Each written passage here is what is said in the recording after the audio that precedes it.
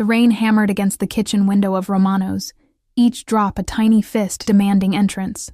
I pressed my forehead against the cool glass, watching the street below blur into watercolor grays and blacks. My reflection stared back, hollow eyes, hair escaping its bun in damp tendrils. The uniform that had once been crisp now wrinkled after 14 hours of double shifts. "Table 7 needs water," Marco barked from behind me. I nodded without turning, my bones singing their exhaustion. 3 jobs. 3 different worlds I inhabited like a ghost, slipping between them with nothing but determination and desperation holding me upright. The diner at dawn, the cleaning service in the afternoon, and now this. Romano's, where the wealthy came to pretend they understood authentic Italian cuisine. My fingers trembled as I filled the water pitcher. The rent was due in 3 days. Mrs. Chen had been patient, but patience wore thin when you were 2 months behind. The eviction notice felt like a brand against my hip, folded in my apron pocket, a constant reminder that I was failing at the most basic human need: shelter. "Move faster, Ilara," Marco snapped. "This isn't a charity." If only he knew how desperately I wished it were. I pushed through the kitchen doors, the pitcher heavy in my aching hands. The dining room existed in a different dimension. Soft jazz, the clink of expensive silverware, laughter that came easy when your stomach was never empty. Crystal chandeliers cast everything in warm amber, making the patrons look softer, kinder than they probably were. Table 7 sat in the corner, partially hidden by a decorative screen. I approached with my practiced smile, the one that never reached my eyes anymore. "Your water, sir." The words died in my throat. He sat alone, though the table was set for 4. Dark suit, tailored so perfectly it seemed painted onto his frame. Black hair swept back from a face that belonged in Renaissance paintings. Sharp jaw, straight nose, lips that suggested cruelty and beauty in equal measure, but it was his eyes that stopped my heart. Gray, like smoke, like storm clouds, like the barrel of a gun, they lifted to mine, and the world tilted. "Thank you," he said, his voice carrying an accent I couldn't place. Something European, refined, dangerous. I poured, hyper-aware of how close my hand was to his, how the water caught the light like liquid diamonds, how my uniform suddenly felt threadbare and cheap. A drop splashed onto the pristine white tablecloth, and I froze. "I'm so sorry, It's nothing." His hand moved, a gesture so slight it barely registered. Yet it silenced me completely. "What's your name?" "Ilara." My voice came out smaller than I intended.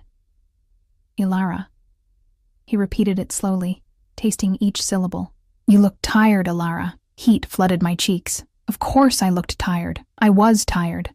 Tired of being invisible. Tired of working myself to dust for pennies. Tired of pretending I wasn't drowning. "I'm fine," I lied, the automatic response. His lips curved, not quite a smile. "Liar." Before I could respond, the kitchen doors burst open. Marco emerged with 2 other servers, carrying covered dishes that probably cost more than my monthly rent. They moved toward table 7 with reverence, with fear, and I suddenly realized everyone in the restaurant had shifted. The conversations had lowered. Eyes darted toward our corner, then quickly away. "Mr. Constantine," Marco said, his voice pitched higher than usual. "Your guests have arrived." I stepped back, but not quickly enough. 3 men materialized from the entrance, all broad shoulders and concealed weapons, their suits failing to hide the predatory way they moved. They flanked a 4th man, older, with silver threading through his temples and eyes like chips of ice. "Excuse me," I whispered, turning to flee. "Wait."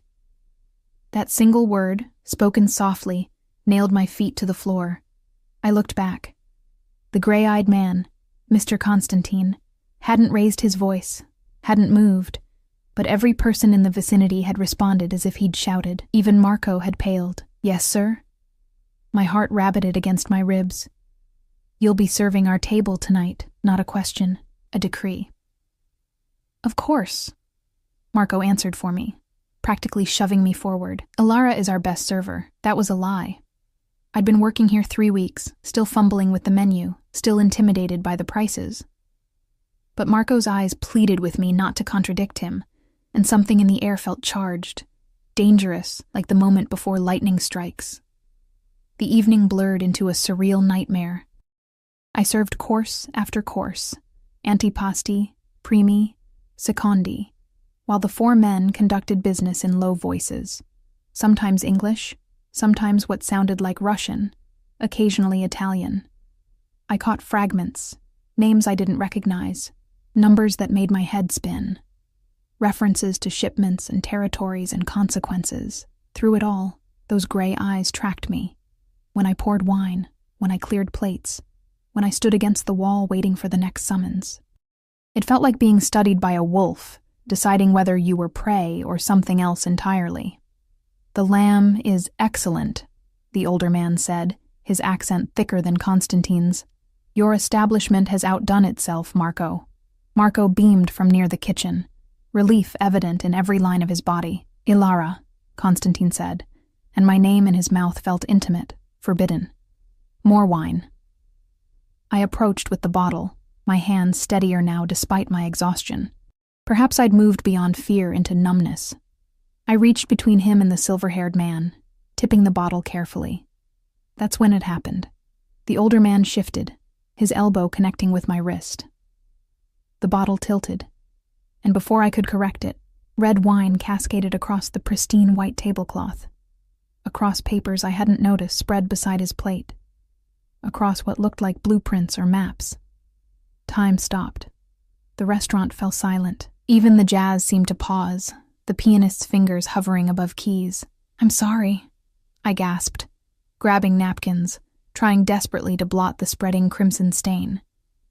"I'm so sorry, I didn't mean—" The older man stood abruptly, his chair scraping loud in the silence. His face had transformed into something ugly, violent, clumsy little— "Dmitri." One word from Constantine, soft as silk, sharp as a blade. Dmitri's mouth snapped shut, but his eyes promised retribution. I kept dabbing uselessly at the wine, my vision blurring with tears I refused to shed. This job. I'd just lost this job, and probably worse. These men didn't look like the type to forgive accidents. The papers beneath the wine had bled, ink running, whatever information they contained, now ruined. "I'll pay for the damage," I said, though I had no idea how. "I'll work for free, Look at me." I raised my eyes to Constantine's. He'd leaned back in his chair, completely relaxed, while chaos swirled around us. One of his men had moved closer, hand inside his jacket. Marco had rushed over, apologizing profusely, promising I'd be fired, offering complimentary meals for a month. But Constantine only looked at me, his expression unreadable. "Your last name," he said quietly. "What is it?" Of all the questions I'd expected, that wasn't one. "Volkov. Ilara Volkov." Something flickered in his eyes. Surprise? Recognition? It vanished before I could identify it, replaced by something darker, more intense. "Volkov," he repeated, and the way he said it made the hair on my arm stand up. The silver-haired man, Dmitri, had gone very still. The other men at the table exchanged glances laden with meaning I couldn't decipher. "Russian?" Constantine asked, though it sounded like he already knew the answer. "My father was. Past tense, because he disappeared when I was 5, leaving my mother and me with nothing but his surname and debts that had taken years to clear. I never knew him. Interesting." Constantine stood in one fluid motion, and I stumbled backward. He was taller than I'd realized, broader, and he carried violence in the way he moved despite the expensive suit and cultured voice. "Marco, the girl is coming with me." The world tilted again, harder this time. "What?" I managed. "No, I have to finish my shift. I can't—" "You can." He pulled out a wallet, extracted several bills without counting, and dropped them on the table. Hundreds, maybe thousands. "For the inconvenience. Mr. Constantine, that's very generous, but—" Marco started. "The girl," Constantine repeated, and this time there was steel beneath the silk. "Now." Dmitri smiled, and it was the smile of a shark. "Should I have the car brought around?" "Yes." Constantine's attention never left me. "Ilara Volkov, you wanted to leave earlier, didn't you?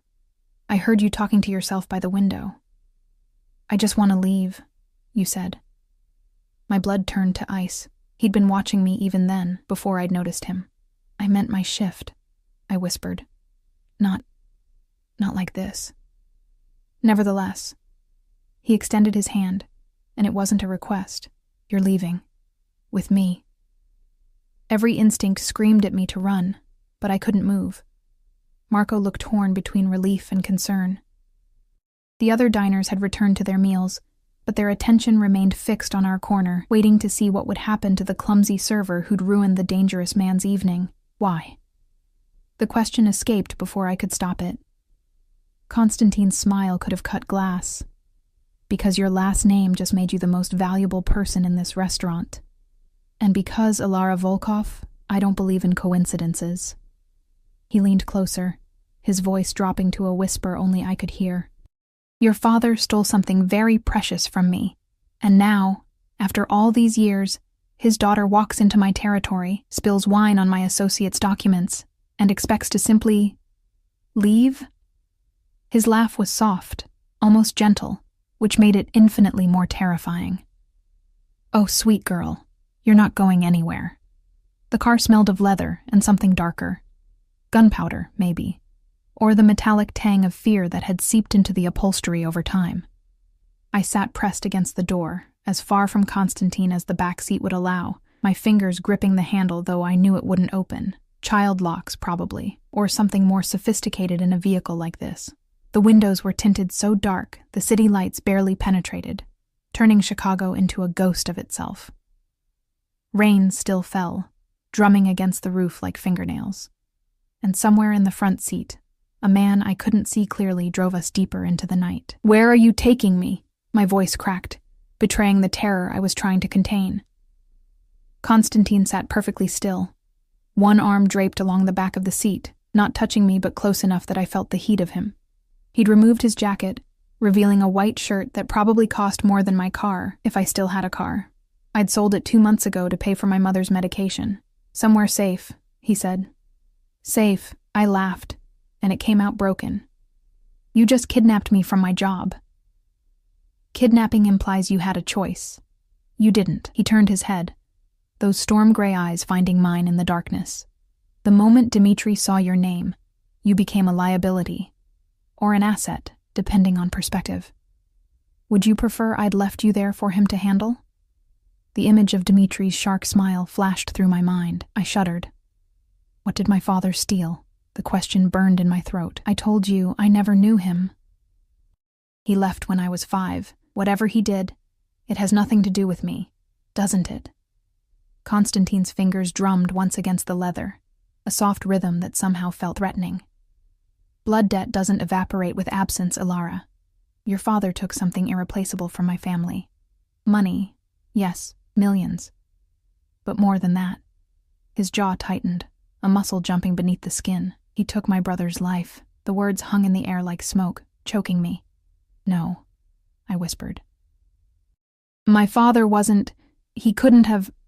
"Your father," Constantine interrupted, his voice never rising yet somehow filling every inch of the car, "was Alexei Volkov, one of the best forgers in the Russian underworld.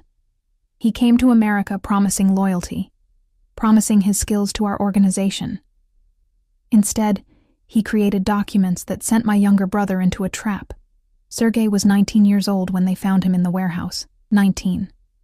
Each word landed like a blow. I tried to process it. My father, a criminal, a murderer, the man whose eyes I'd inherited, whose surname I carried like a curse I hadn't known I was under. "I'm sorry," I managed. "I'm so sorry, but I didn't know. I've been alone since my mother died last year. I have nothing, no family, no connections to any of that world. You have his blood." Constantine leaned forward slightly, studying my face with an intensity that made my skin prickle. His eyes, that particular shade of green, almost amber in certain light, I remember them from the last time I saw him, before he vanished like the coward he was. The car turned, pulling into what looked like an underground garage. Concrete pillars rose from the darkness, and security cameras tracked our progress with red, unblinking eyes. "Please," I said, hating the desperation in my voice. "I have rent due. I have bills. I can't just disappear. People will notice. What people? The question was almost gentle, which made it cruel. You work 3 jobs where you're invisible. You told the dishwasher at Romano's that you hadn't spoken to anyone outside of work in months. You have no family, no friends, no one who would miss you for at least a week. I know, Alara. I've known everything about you since you walked into my restaurant. Ice spread through my veins. You've been watching me? Not me personally, but yes. The car stopped, and the driver, a broad-shouldered silhouette, stepped out and opened Constantine's door. I own Romano's. I own the building where you clean offices. I own a significant share in the diner where you serve breakfast to truckers who don't leave tips. He stepped out, then leaned back in, extending his hand. You've been working in my territory for 6 months. Did you really think I wouldn't notice Alexei Volkov's daughter? My mind reeled. 6 months. He'd known for 6 months and done nothing. Until tonight. Until I'd spilled wine on documents that probably detailed illegal activities I couldn't begin to imagine. I won't tell anyone what I saw, I said quickly. The papers, the conversation. I didn't understand any of it anyway. Please, just let me go. I'll leave Chicago. You'll never see me again. Constantine's expression shifted. Something dark and possessive flickering across his features. Get out of the car, Alara. No. His eyebrows rose slightly, as if surprised I'd dared to refuse. No, I repeated, stronger now despite my shaking hands. You can't keep me here. This is America, not wherever you're from. You can't just steal people, can't I? He withdrew his hand. Yuri, help Miss Volkov from the vehicle. The driver appeared at my door, opening it before I could lock it. He was massive, with a scar running from his temple to his jaw, and eyes that held all the warmth of winter in Siberia. Don't touch me, I warned, pressing harder against the opposite door. Yuri reached in, and I did the only thing I could think of. I kicked. My shoe connected with his chest, and he grunted, more surprised than hurt. But it gave me enough time to scramble across the seat, toward Constantine's open door, toward freedom. I almost made it.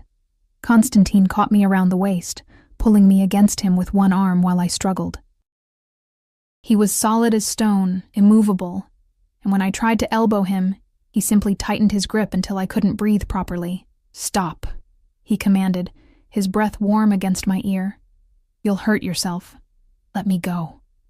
I twisted, managed to get one arm free, and swung blindly. My fist connected with something, his shoulder maybe, and pain exploded through my knuckles. He sighed, a sound of infinite patience, and adjusted his hold. Suddenly, I was cradled against his chest, my struggles useless against his strength. He carried me like I weighed nothing, striding across the garage toward an elevator that opened as we approached. Put me down, I demanded, but the fight was draining out of me. Exhaustion, terror, and the surreal horror of my situation pressed down like a physical weight. Soon. He stepped into the elevator, and Yuri followed, pressing a button marked P, penthouse. Of course. The elevator rose smoothly, and I sagged in Constantine's arms, too tired to maintain my resistance. Through his shirt, I could feel his heartbeat, steady, calm, utterly unaffected by my panic. Are you going to kill me? I asked quietly. His arms tightened fractionally. No. Then what? That depends. The elevator doors opened, revealing a hallway that belonged in an architectural magazine, all dark wood and subtle lighting. Artwork that was probably worth more than I'd earn in a lifetime. On you, primarily. He carried me through double doors into a space that stole what remained of my breath. Floor-to-ceiling windows overlooked the city, Chicago spreading out like scattered jewels against black velvet. The furniture was minimal, but clearly expensive. Dark leather, chrome, glass, everything sharp angles and cold surfaces. He set me down on a sofa, and I immediately stood, putting distance between us. Sit, he said. No, that almost smile again. You're very defiant for someone in your position. My position? Anger flared, burning through the fear. You mean kidnapped? Held against my will by a man claiming my dead father owes him a blood debt? Yes, that position. He moved to a bar cart, poured 2 glasses of amber liquid. Sit down, Alara. We have much to discuss. and you look ready to collapse." He wasn't wrong. My legs trembled, threatening to give out. But I remained standing, chin lifted, refusing to show more weakness than I already had. Constantine crossed to me, holding out a glass. "It's whiskey. Very expensive. It won't hurt you." Like I'd drink anything you gave me, poisoning you would be counterproductive. He took a sip from the other glass, then switched them, offering me his. "Better." I stared at the whiskey, at his long fingers wrapped around the crystal, at the silver ring on his right hand engraved with symbols I didn't recognize. Everything about him screamed danger, yet something in his expression had softened, just slightly. "Why am I here?" I asked instead of taking the glass. "Really, if you've known about me for months, why take me now?" "Because Dmitri saw your name." He set both glasses on a side table. Dmitri is old guard, traditional. He believes in blood for blood, an eye for an eye. When he realized who you were, I had perhaps 30 seconds to claim you before he would have. And Dmitri's methods are, he paused, selecting his words carefully, less civilized than mine. "Claim me." The words tasted bitter, like property, like protection. He stepped closer, and I forced myself not to retreat. "Your father's debt is real, Alara. In my world, debts pass through bloodlines. You are all that remains of Alexei Volkov." "Which means you inherit his obligations." "That's insane. That's reality." Another step. We were close enough now that I could see the silver threading through his dark hair at the temples, could smell his cologne, something woody and expensive. "But I'm not an unreasonable man. I don't punish daughters for their father's sins." Hope flickered, tiny and fragile. "Then let me go." "I said I don't punish. I didn't say I'd release you." His hand rose, and I flinched. But he only tucked a strand of hair behind my ear, his fingers barely grazing my skin. The touch sent electricity down my spine. "You're safe here, Ilara, safer than you've been in years. No more triple shifts. No more eviction notices. No more struggling alone. In exchange for what?" My voice came out barely above a whisper. His smile was slow, dangerous, beautiful. "In exchange, you stay. You let me keep you safe from Dmitri and others who would use you to settle old scores. You accept that? For now, you belong to me." The words should have terrified me. They did terrify me. But underneath the fear, something else stirred. Something I didn't want to examine too closely. When was the last time anyone had wanted to keep me safe? When had anyone cared if I struggled or suffered? And if I refuse? Konstantine's expression hardened. "Then I let you walk out that door. And by morning, you'll be dead. Dmitri won't rest until Alexei Volkov's bloodline ends." He cupped my face, forcing me to meet his eyes. "Is that what you want? To die for your father's crimes?" "Because I can protect you, Ilara, but only if you're mine." The possessiveness in that last word should have sent me running. Instead, I stood frozen, caught in his gaze, caught in the impossible choice between unknown danger outside and captivity within. "I just want to leave," I said softly, echoing my earlier words by the window. Constantine laughed, low and dark. "I know, sweet girl, but leaving isn't an option anymore." I woke to sunlight streaming through unfamiliar windows, disoriented and tangled in sheets that felt like silk against my skin. For one blissful moment, I thought I'd dreamed it all, the restaurant, the wine. Constantine's gray eyes promising beautiful, terrible things. Then I saw the clothes folded on the chair beside the bed, designer labels I recognized from magazine covers, a note in sharp, angular handwriting. "Wear these. Breakfast at 9. Don't try the doors. They're locked from the outside." Reality crashed back, stealing my breath. I was a prisoner in a gilded cage. The bedroom was larger than my entire apartment had been, decorated in shades of cream and gray. Abstract art hung on the walls, and through the windows, Chicago gleamed in morning light. I could see Lake Michigan in the distance, boats cutting white trails across blue water. Beautiful. All of it so beautiful it hurt. My phone was gone. My uniform, my shoes, everything I'd worn last night had vanished. Only the designer clothes remained. Tailored pants, a cashmere sweater in deep burgundy, undergarments still wrapped in tissue paper. Even my size was correct. He's known everything about you for 6 months. I dressed mechanically, my hands shaking. The clothes fit perfectly, hugging curves I usually hid beneath baggy uniforms and clearance rack bargains. The woman in the mirror looked expensive, polished, nothing like the exhausted server who'd spilled wine 12 hours ago. I tried the bedroom door. Locked, as promised. The windows didn't open. I was 3 stories up anyway, judging by the view. Even if I could break the glass, there was nowhere to go but down. At exactly 9 o'clock, the lock clicked. Yuri stood in the doorway, his scarred face impassive. "Mr. Constantine is waiting." I considered refusing, staying in the room, staging some small rebellion, but my stomach growled, reminding me I hadn't eaten since yesterday afternoon, and curiosity gnawed at me. What did a Mafia boss eat for breakfast? What did he want from me now? I followed Yuri through the penthouse, registering details I'd missed in last night's panic. Security cameras in every corner, bulletproof glass. Doors that required keycards or biometric scans. This wasn't just a home, it was a fortress. We entered a dining room dominated by a table that could seat 12. Constantine sat at the head, reading a tablet, coffee steaming beside him. He'd traded last night's suit for dark slacks and a gray shirt, sleeves rolled to reveal forearms corded with muscle. A shoulder holster broke the civilized illusion, the gun handle visible against his ribs. He looked up as I entered, and something flickered in his eyes. Approval, maybe, at seeing me in the clothes he'd chosen. "Good morning, Ilara. I trust you slept well?" "Like a kidnap victim," I said flatly.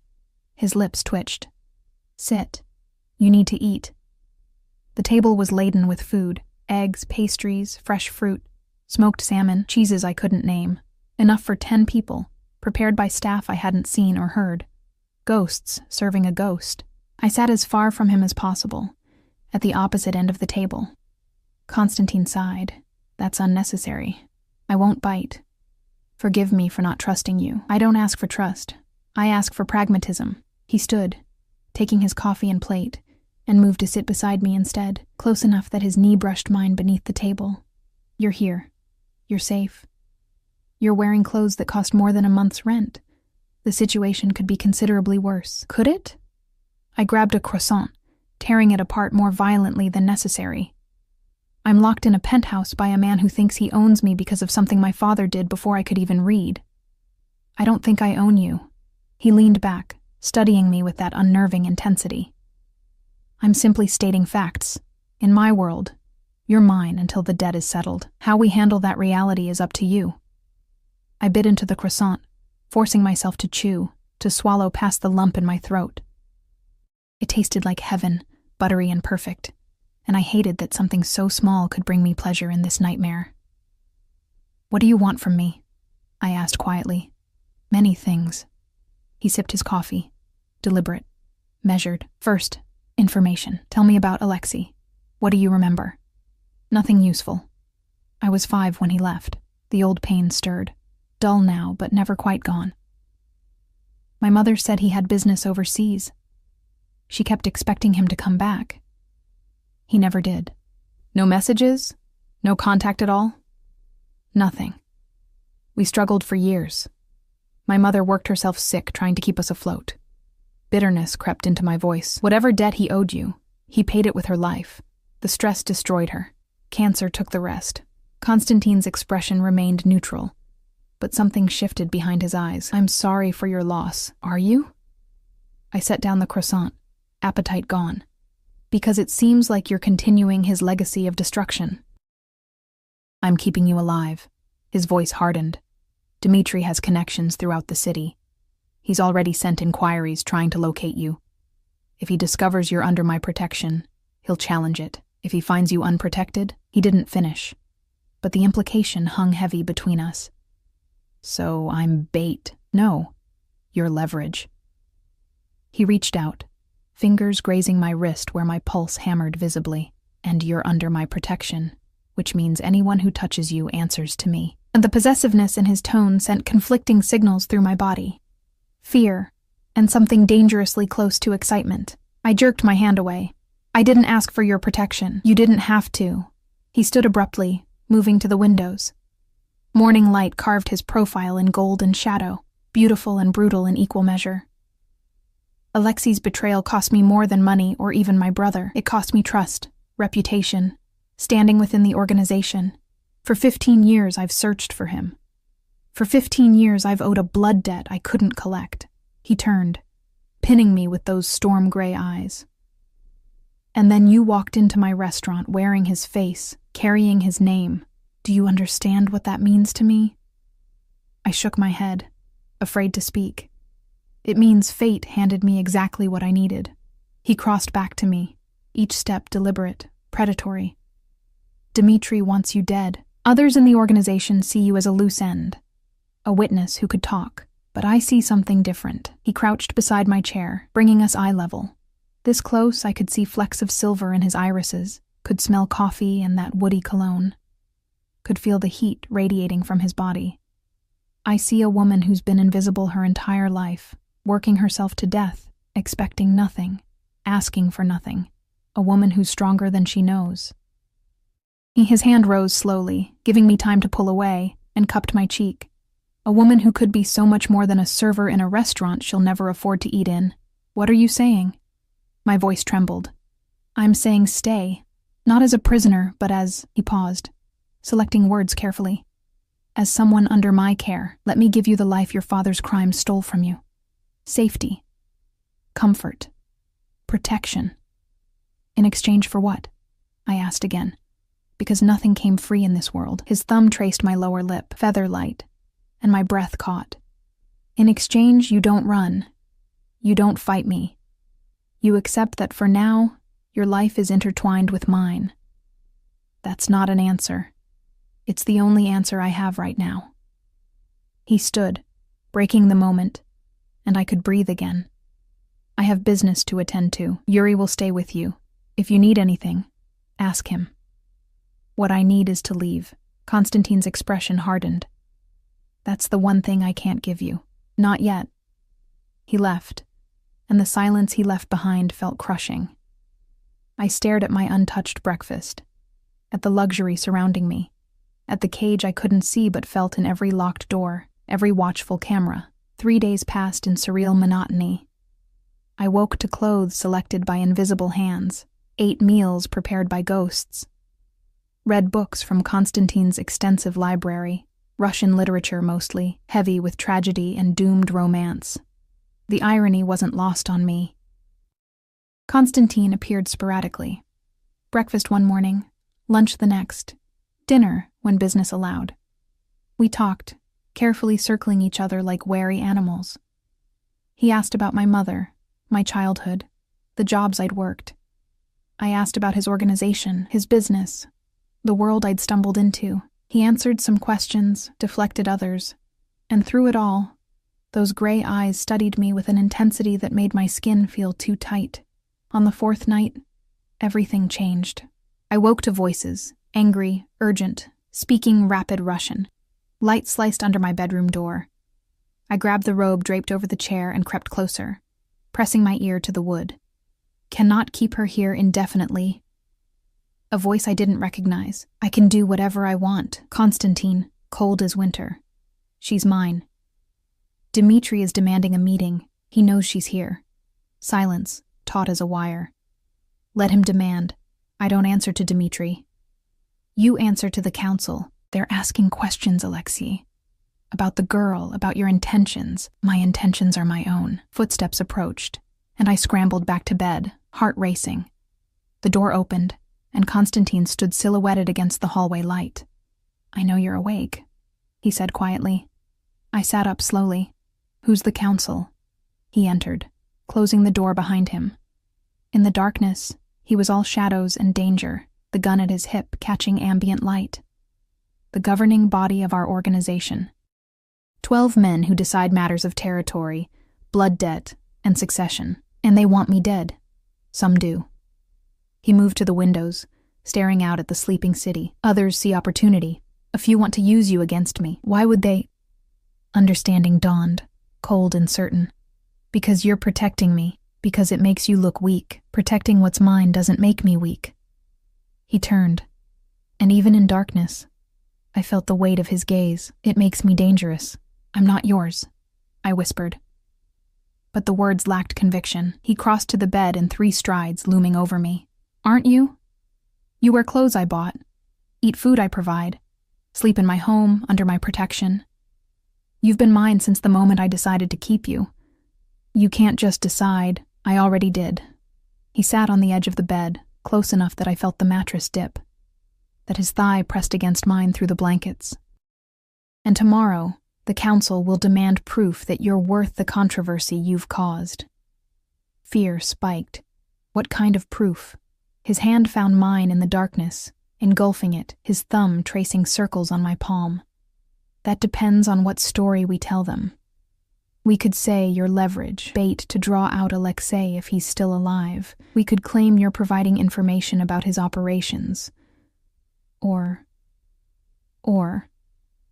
we tell them the truth I'm beginning to suspect. His voice dropped, rough and intimate. That I'm keeping you because I want to. Because something about you, your defiance, your strength despite everything trying to break you, fascinates me. Because when I look at you, I don't see Alexei Volkov's daughter.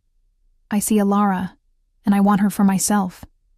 The confession hung in the air between us, dangerous and intoxicating. My pulse thundered in my ears. You don't even know me, I managed. Don't I? His free hand rose, cupping my face in the darkness. I know you take your coffee black because cream is an unnecessary expense.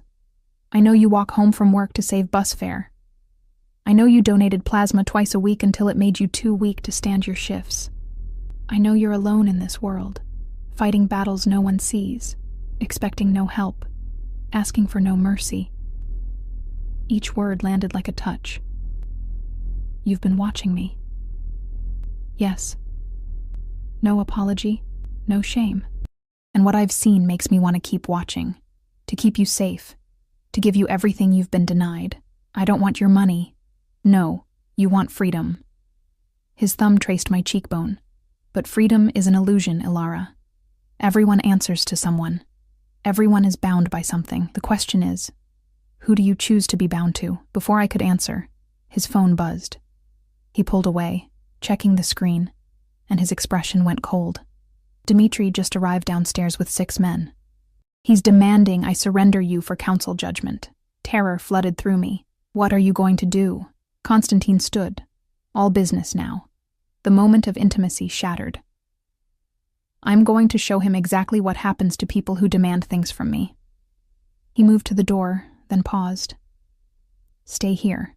No matter what you hear, stay in this room. Wait.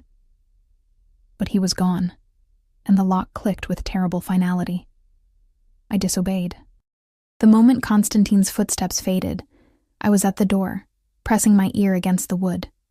Voices drifted up from below, sharp, aggressive Russian punctuated by Konstantin's low, controlled responses. I couldn't understand the words, but I understood the tone, threat, challenge, violence simmering just beneath the surface. Something shattered. Glass. Maybe a vase. A man shouted. Then silence. Thick and terrible. My hand shook as I tried the door handle. Still locked.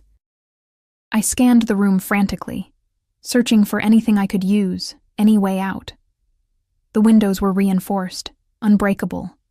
The furniture was too heavy to move. I was trapped, helpless, while men argued over my fate like I was property to be divided.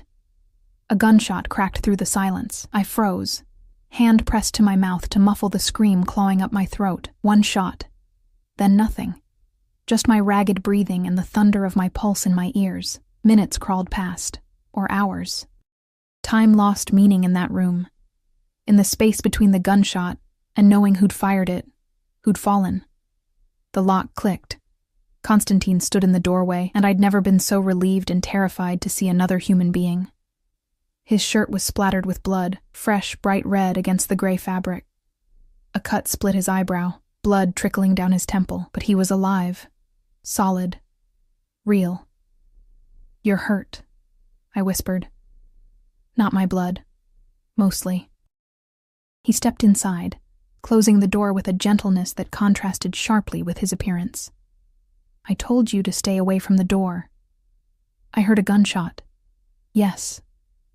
He moved to the bathroom, and I followed without thinking. He flipped on the light, wincing slightly at the brightness, and began unbuttoning his ruined shirt. Dmitri made his position clear. I made mine clearer. Is he dead? The question came out smaller than intended. Konstantin met my eyes in the mirror. No. But he understands now that you're not negotiable. He shrugged off the shirt, revealing a torso mapped with scars, some old and faded, others relatively recent. A fresh cut ran along his ribs, still seeping blood. He shot first. I shot better. I should have been horrified, should have recoiled from this man who spoke of violence so casually, who stood bleeding in his bathroom like it was Tuesday. Instead, I found myself reaching for the first aid kit under the sink. Of course, there was a first aid kit, probably restocked weekly, and pulling out antiseptic and gauze. Sit, I said, pointing to the closed toilet lid. His eyebrows rose. You're giving me orders now? You're bleeding on your expensive tile. Sit. That almost smile, the one that made my stomach flip. He sat. I knelt between his legs, hyper-aware of how close we were, how the bathroom's intimacy amplified everything. His skin was warm under my fingers as I cleaned the cut on his ribs. He didn't flinch, didn't make a sound, just watched me with those storm-gray eyes that saw too much. You should be running, he said quietly. Dmitri's blood is on my hands, literally, and you're here, playing nurse. Where would I run? I pressed gauze to the wound, perhaps harder than necessary. You've made it clear I'm safest with you, and apparently you just proved it by shooting someone. I proved I'm willing to kill for you. His hand caught my wrist, stilling my movements. Do you understand what that means? I looked up, caught in his gaze. It means you're possessive, territorial. It means you see me as yours, whether I agree or not. Yes. No hesitation, no apology. And it means anyone who tries to take you from me will end up like Dmitri, bleeding and broken, learning exactly how far I'll go. The words should have terrified me. They did terrify me. But underneath the fear, something else stirred, something dangerous and intoxicating. When had anyone ever fought for me? When had anyone cared enough to bleed, to risk their standing in their organization, to shoot a man who threatened my safety? Why? I whispered. Why does it matter so much? I'm nobody. Just a girl who spilled wine in the wrong place at the wrong time. His free hand rose, cupping my face with surprising gentleness. Blood still stained his knuckles, and I should have cared. Should have pulled away. I didn't. You're not nobody, Alara. You're the ghost that's haunted me for 15 years. You're the answer to a question I didn't know I was asking. You're... He stopped, jaw tightening as if the words cost him something. You're mine. And I protect what's mine, even if I don't want to be, especially then. His thumb traced my lower lip and my breath caught. Because wanting you to want this, to want me, is what keeps me civilized. If you truly wanted to leave, if I thought you'd be safe, he leaned closer, his breath warm against my skin. But you don't want to leave, do you, Alara? Not really. The protest died unspoken. Because he was right, and I hated him for seeing it. Somewhere between the fear and the captivity and his impossible protectiveness, something had shifted. I didn't want to return to my 3 jobs, my empty apartment, my invisible existence. Here I was seen. Here I mattered, even if the reason was twisted and wrong. I should want to leave, I said instead.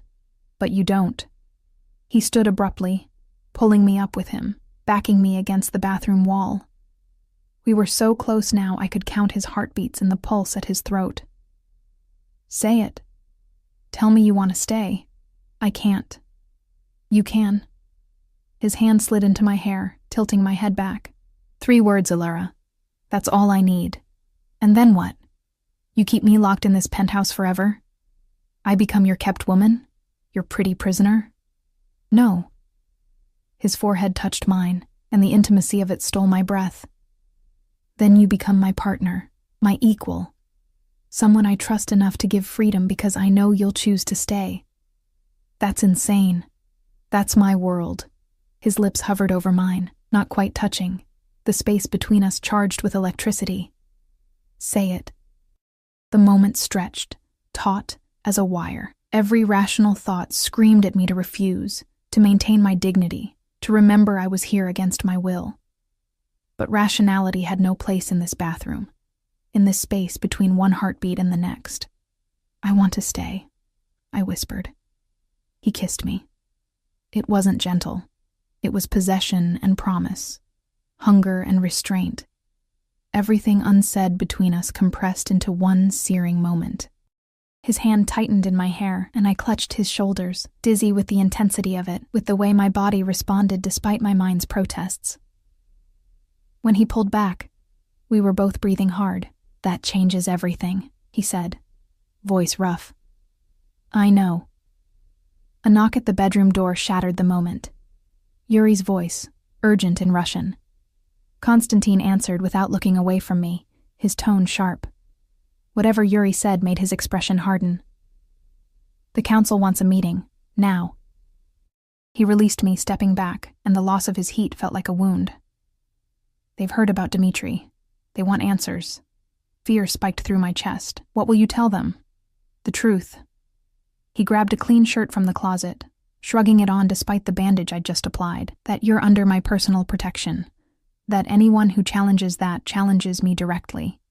That Dmitri learned this lesson the hard way, and I'm happy to provide additional demonstrations. They'll kill you for defying them."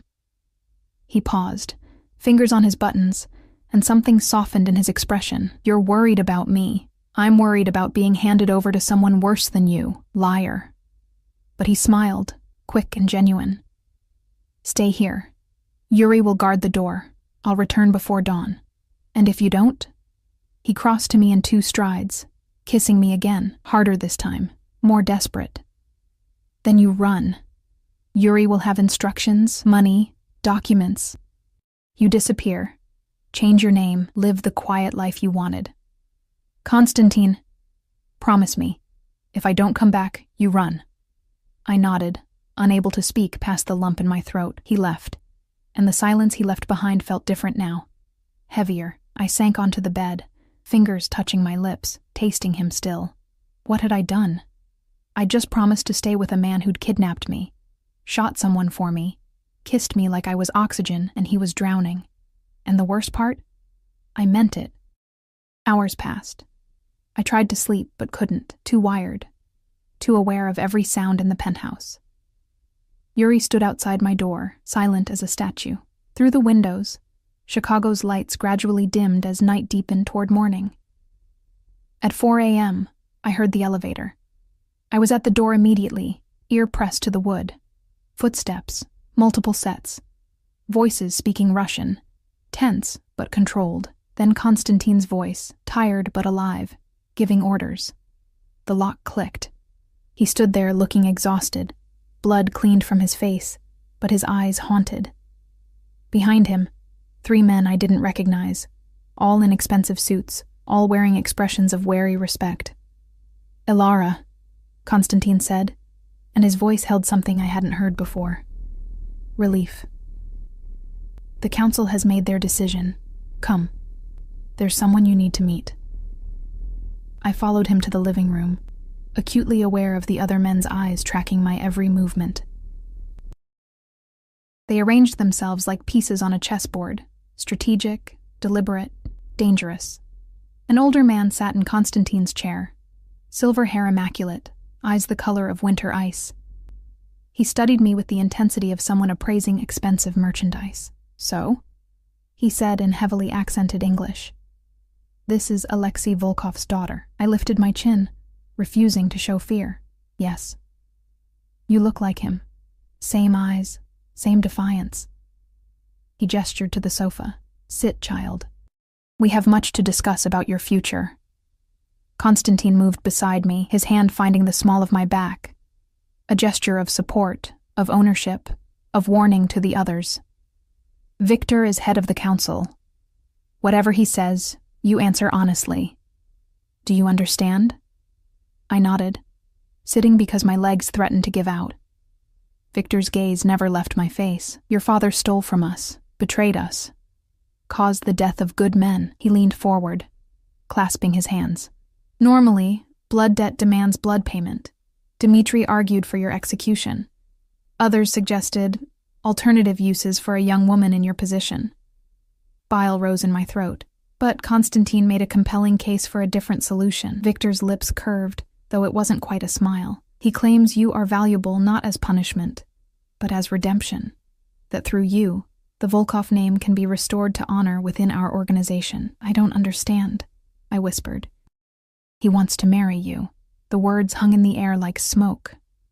I turned to Konstantin, searching his face for confirmation, for denial, for any sign this was another manipulation. His expression remained neutral, controlled, but his hand tightened slightly on my back. Marriage would settle the blood debt. Victor continued. Your children would carry both Volkov and Konstantin blood, uniting two families, erasing the stain of your father's betrayal. It's elegant, really, and it solves Konstantin's problem of how to keep you without appearing weak. This is insane, I managed. You can't just... People don't... In our world, they do. Victor stood, adjusting his cuffs. You have 48 hours to decide. Accept Konstantin's proposal, and you live as his wife, with all the protection and privileges that entails. Refuse, and we release you to settle your father's debt in the traditional manner. He moved toward the elevator, his men following.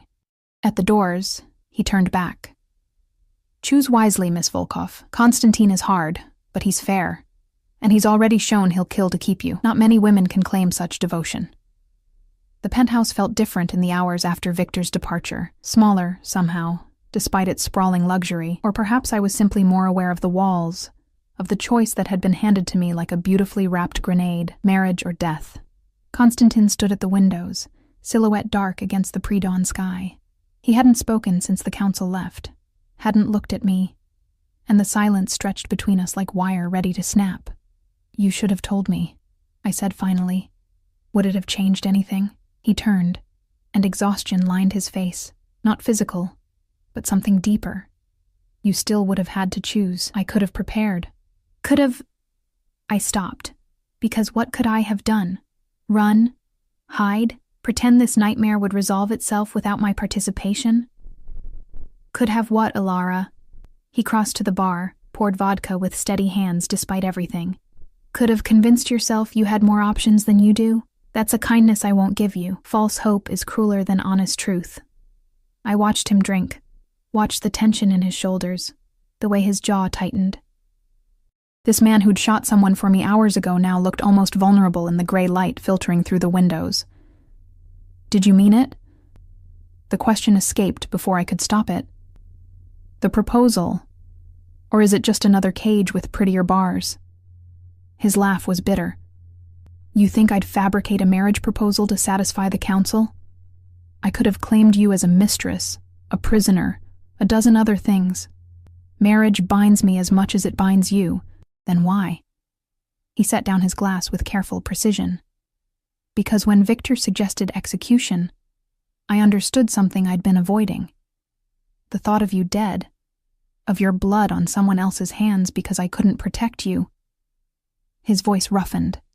It was unacceptable, not because of your father, not because of debt or revenge or any rational reason, but because somewhere between kidnapping you and kissing you, you became mine in a way I wasn't prepared for.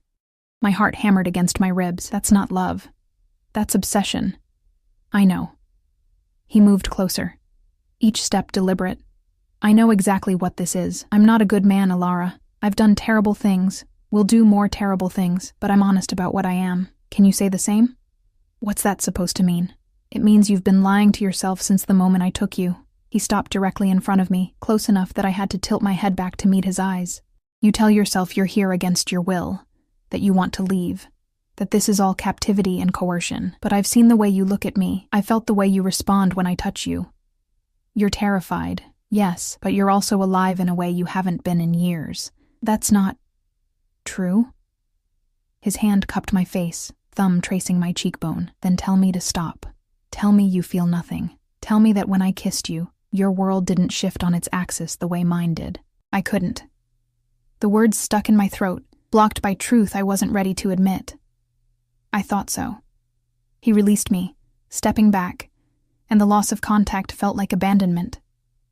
So here's your choice, laid bare. Marry me, and I'll give you everything. Safety, yes. Luxury, obviously. But more than that, I'll give you purpose. You'll stand beside me, not behind me. You'll be my partner. My equal in all things except the violence you'll never have to participate in. You'll matter, Alara. Not as someone's daughter, not as an invisible server, but as yourself. And if I refuse, his expression went cold, then I'll let you go, and the council will do what they do. You'll have perhaps 12 hours of freedom before someone collects the blood debt. It won't be quick, and it won't be painless, and I'll spend the rest of my life knowing I could have prevented it but respected your choice instead. The weight of it pressed down like physical force. This wasn't a fairy tale. There was no rescue, no third option, no magical escape, just two paths, one leading to certain death, the other to an uncertain future, with a dangerous man who looked at me like I was salvation and damnation in equal measure. 48 hours, I said quietly. Victor gave me 48 hours. You don't need them. Constantine moved to his desk, opened a drawer, and extracted a small velvet box. He returned, opening it to reveal a ring that stole my breath, a deep green emerald surrounded by diamonds, set in platinum that caught the growing light. This was my grandmother's. She gave it to my mother, who was supposed to give it to my wife. But my mother died when I was 16, and I've kept it locked away ever since. He took my hand, and I didn't pull away. I'm not asking you to love me, Alara. I'm not even asking you to trust me yet. I'm asking you to choose life. Choose the chance to become more than you were. Choose me, and I swear on my brother's grave that I'll spend every day proving you made the right decision. The ring felt cool against my palm, heavy with history and expectation. I looked at it, then at him, then at the windows where dawn was breaking over Chicago, painting the sky in shades of pink and gold. If I say yes, I began slowly, things change. I'm not a prisoner anymore. I'm not locked in this penthouse, not followed everywhere, not treated like property. Agreed. And I want to do something. Work, maybe. Or study. Something that's mine, that you can't control. His lips twitched.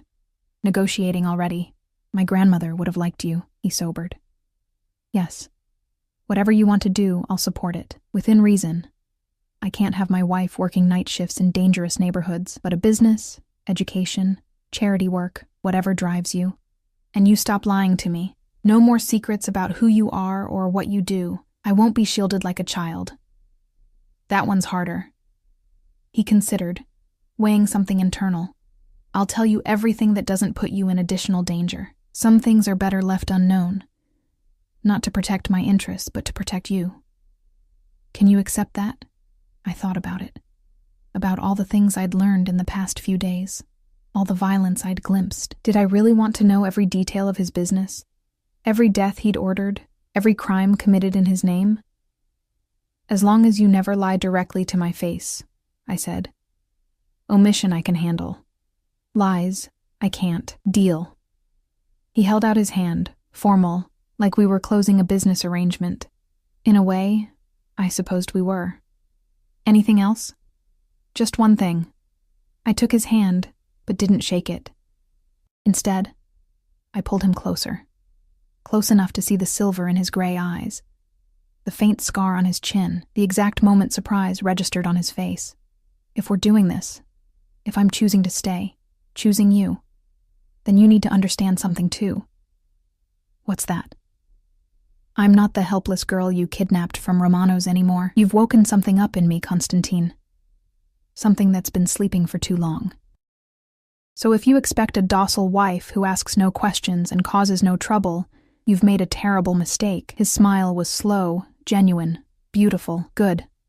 Docile would bore me within a week. He pulled me against him, ring box still pressed between our hands. Say it.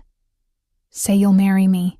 I looked at the ring, at his face, at the dawn breaking behind him. Somewhere out there, my old life waited. Empty apartment, unpaid bills, triple shifts, invisible existence. It would be easy to mourn it, to pretend I was giving up something precious. But I'd be lying. Yes, I whispered. I'll marry you. He kissed me then, deep and claiming, and when he slid the ring onto my finger, it fit perfectly. Like it had been waiting for me all along, like everything.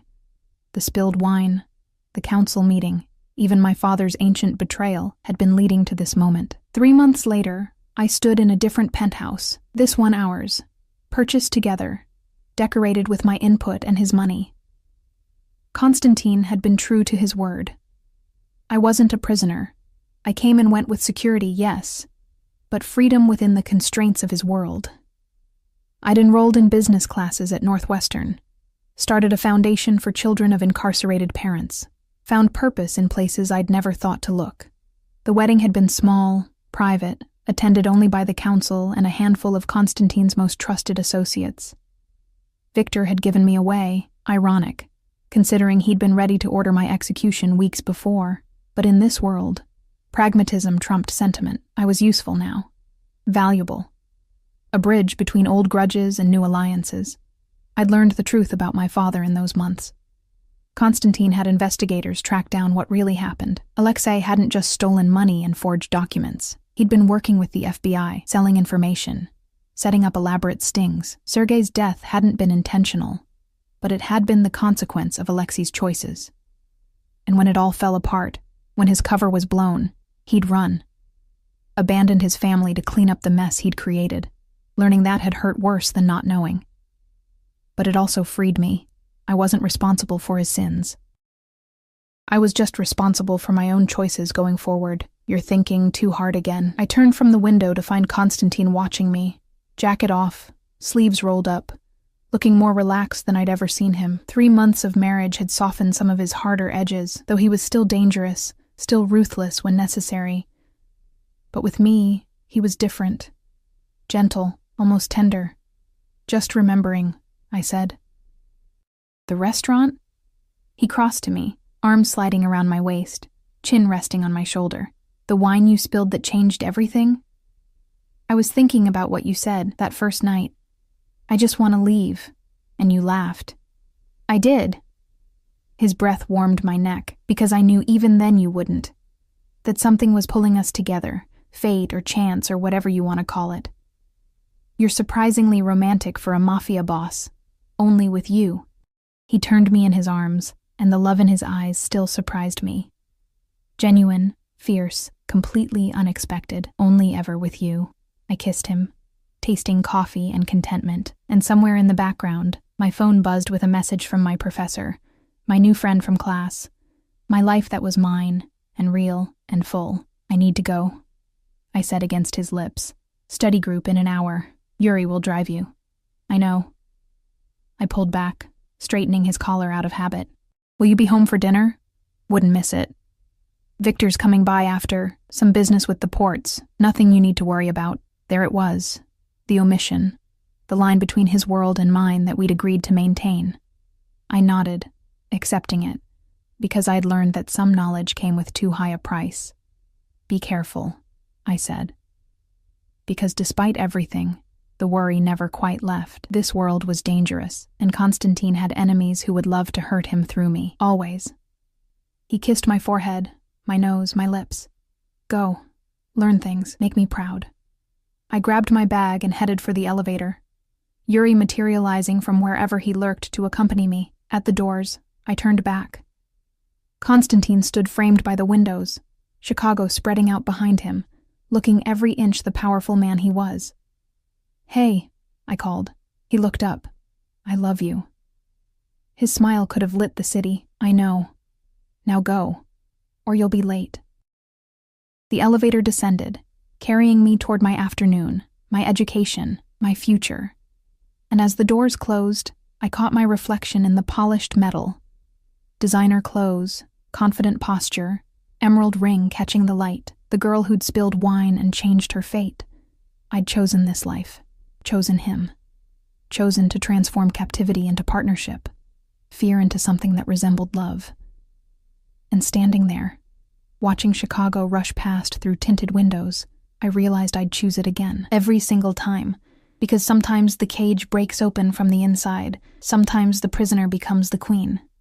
And sometimes the most dangerous man in the city looks at you like you're the only thing worth protecting in his entire violent, complicated world. I'd wanted to leave that night in the restaurant, exhausted and invisible, and drowning in my own life. Now, I was exactly where I belonged, home.